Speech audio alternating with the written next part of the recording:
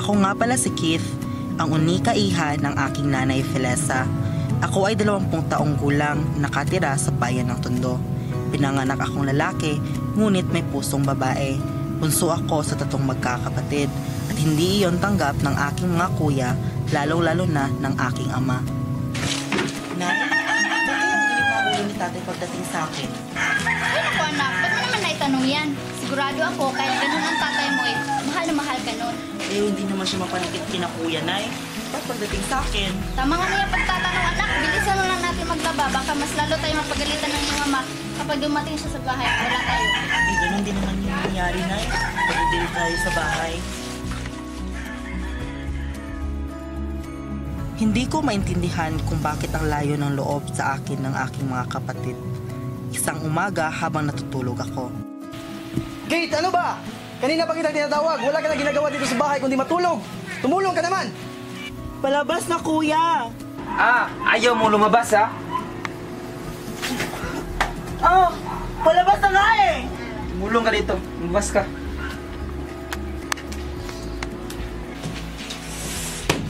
Umagang-umaga ang iingay nyo. Elisa, yung pagkain, asa na?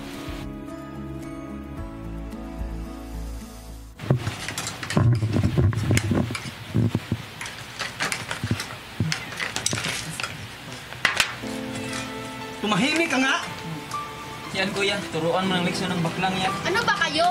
Kayo nga itong walang naitutulong dito sa bahay eh. Puro barkada lang inatupag niyo.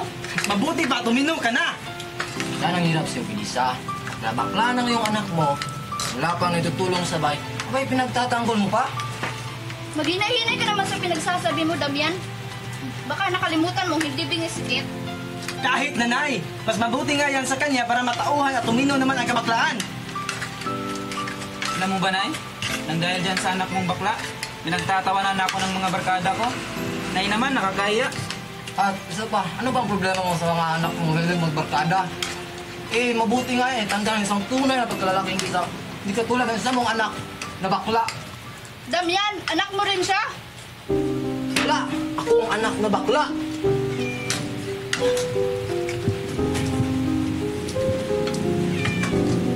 Ikaw kasi! Pabakla-bakla ka kasi! So iiyak-iyak ka? Sige, ligpitin mo yung mga pinagkainan natin. Pagkatapos, laban mo yung damit kasi may lakay. Kami mamaya. Kailangan, pagbalik ko, malinis na yun. Naintindihan mo?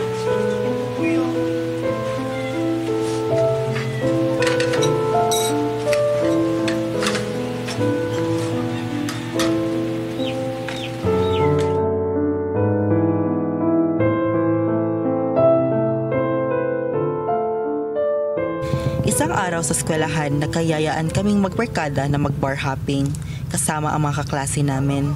Hindi na ako nagpaalam kay nanay dahil baka mag-alala lang siya. Hindi na rin ako nagbalak na sabihin kang tatay dahil alam kong hindi rin ako papayagan.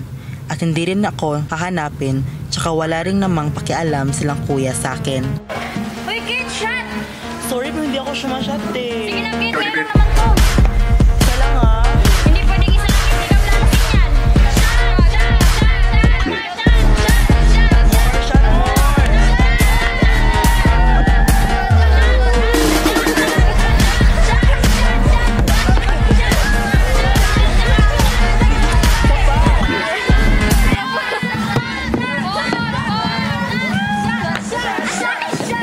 Ano ba? Tumingin sa dinadaanan Ikaw ko. nga ito bumangga sa akin eh. Pasensya ka na, lasing na kasi eh. Wag. Huwag kang humingi ng pasensya. Siya yung bumangga sa atin. Talaga ha? Halika nga lang. Halika na. Anong kaguluhan ba ito? Kung wala kayong ibang gagawin dito, kung manggulo, mas mabuti bang umalis kayo dito sa bar ko. Sila yung Wala akong pakialam. Ang sa akin lang, kung sino ang nagsimula, siya ang aalis.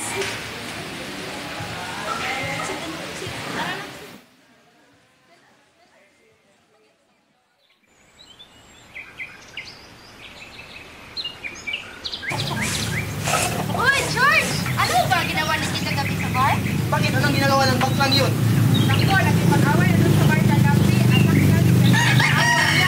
Ito kasi. Dako talaga sa akin ang baklang yun.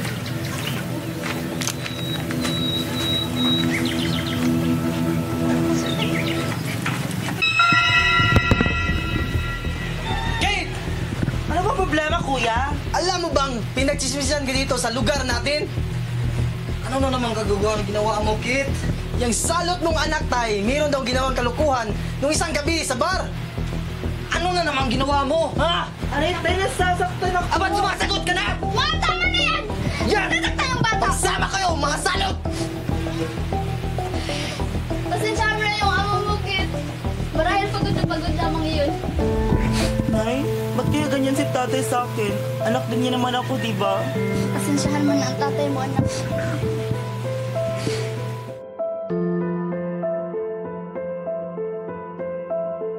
Tatay mo siya, Kim. Hindi mo siya dapat pagkimkiman ng sama ng loob.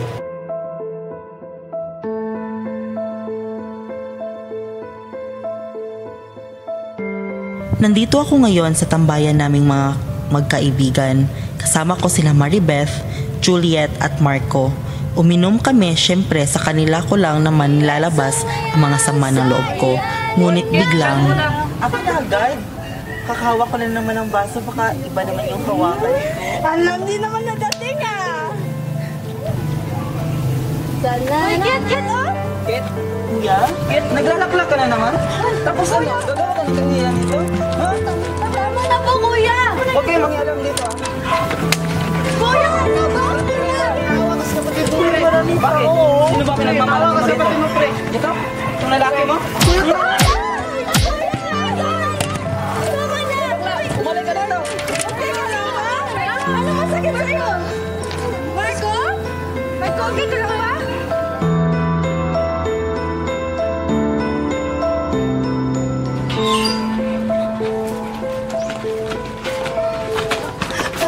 Sulubla ka na mo ba?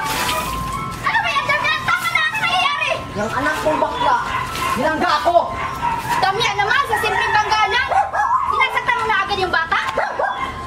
Tay! Yung bakla na yan, nakita ko rin sa kanto, lumalandi. Ah, ganun pala, hindi ka na kahiya! Apa, Julian? Pagkakain naman yung kapatid ko sa mga ginagawa mo! Tay, magbugin naman!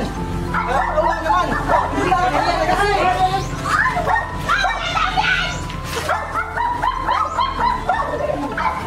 Tama na!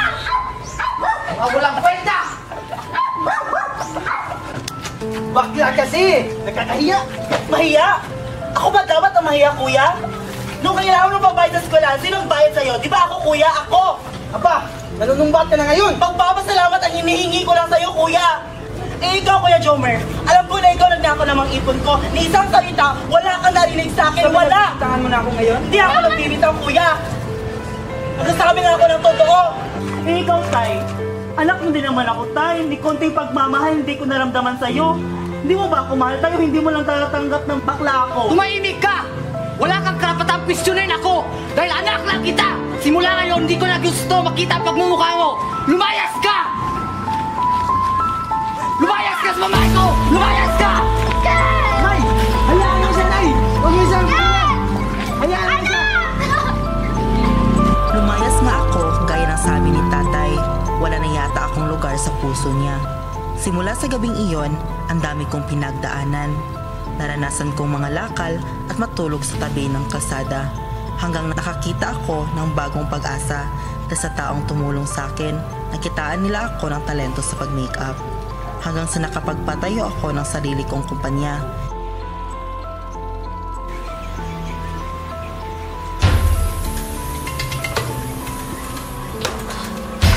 Damian! Jomar! Ayun, tatay! Damian! Damian! Jomar! Kapit ba? Tulungan mo kami! Tay! Damian! Tay, Damian! Damian! Damian! Gumising ka! Tay! Damian, mga kapitbahay! Tulong! Damian! Damian! Damian! Gumising ka, Damian! Gumising ka!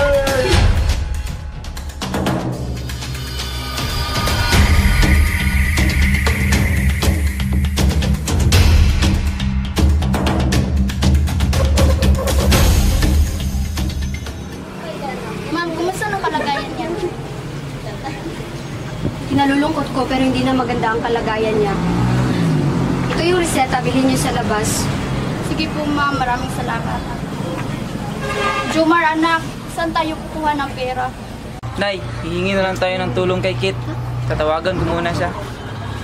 Isang araw, habang abala ako sa aking ginagawa, nakatanggap ako ng isang tawag na hindi ko inaasahan. Hello? Hello, Kit. Si Kuya Jomar mo to. Anong kailangan mo? Oh, hindi na ako magpapaligoy-ligoy pa. Hihingi sana ako ng tulong sa'yo. May stage 4 lang cancer kasi si tatay. Wala ako. Hello, Kit, anak. Kumusta ka na dyan? Alam ko, hindi naging magandang pakikitungo sa'yo ng iyong ama. Nak, pwede bang humingi kami ng tulong sa iyo? O sige, Nay. Ipapadala ko na rin yung pera. Kailangan ko na ito ibaba kasi meron pa akong gagawin. Nurse! Nurse! Ano bang nangyari? Tulungan mo po kami.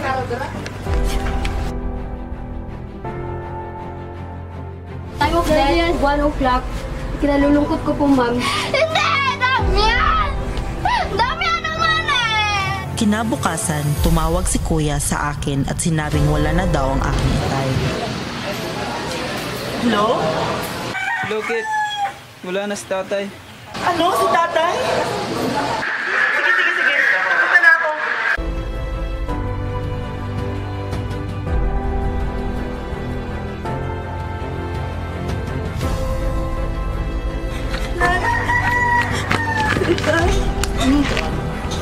Ngayon, nandito ka na? Kung kailan wala na ang iyong ama? Ba't ba ang tigas-tigas ang puso mo, anak? Natagal ang panahon, bakit hindi mo siya kayang patawarin? Nay, matagal na lumipas yung panahon. Pero yung inyong sakit na dito pa. Kailangan ko yung gawin, Nay.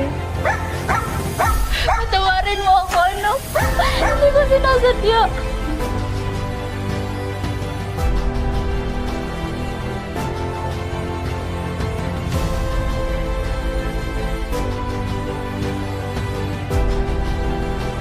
Mas lalo akong napahagulhol at napayakapan ng mahigpit sa bangkay ng aking itay.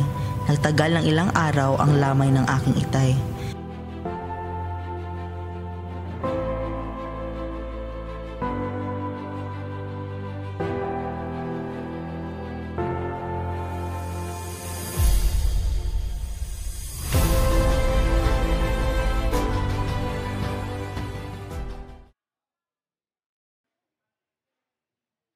Kita na? Alam kong mababasa mo ito ngunit wala na ako. Hindi na ako makahingi ng tawad sa iyo ng personal. Kaya ito sumulat ako dahil gusto kong humingi ng tawad sa iyo. Patawarin mo ako, anak, sa mga nagawa ko sa iyo. Mga pangalipusta at pananakit na dinanas mo mula sa akin. Anak, hindi ko man masabi pero minahal kita. Sadyang hindi ko mapigilan ang aking sarili kapag nakagamit ako ng pinagbabawal na gamot. Oo, anak, gumagamit ako. Dahil gusto kong kahit sandali malimutan ko ang aking nakaraan. Nakaraan na hindi ko namalayang ginagawa ko na pa rin pala sa'yo. At dahil sa nangyari, nung nakaraan na yun ay napatay kong aking ama. Anak, maniwala ka man o sa hindi, minahal kita. Nung gabing pinalalis kita, labag iyon sa aking kalooban. Ngunit kailangan kong panindigan upang mailayo kita sa mga posible pang mangyari at mga posible pang magawa ko sa iyo. Pero anak, inanap kita ngunit hindi ko masabi sa iyong ina dahil baka mag-alala siya. Simula nun, araw-araw kong sinisisi ang aking sarili. Hindi na ako nakakain ng maayos. Palagi na rin akong umiinom sa kadahilan ng kahit saan ako magpunta ay hindi kita nahanap. Gustong-gusto kong humingi ng tawad sa iyo dahil sa mga ginawa ko. Nung araw na tumawag ang kuya mo sa iyo ay nais kitang makausap. ngunit hawak ko na ang telepono ay bigla kong pinutol ang linya. Hindi ko masisisi, anak, dahil alam kong may pagkukulang ako sa iyo bilang ama. Sana mapatawad mo ako, anak. Hanggang dito na lang, iyong itay.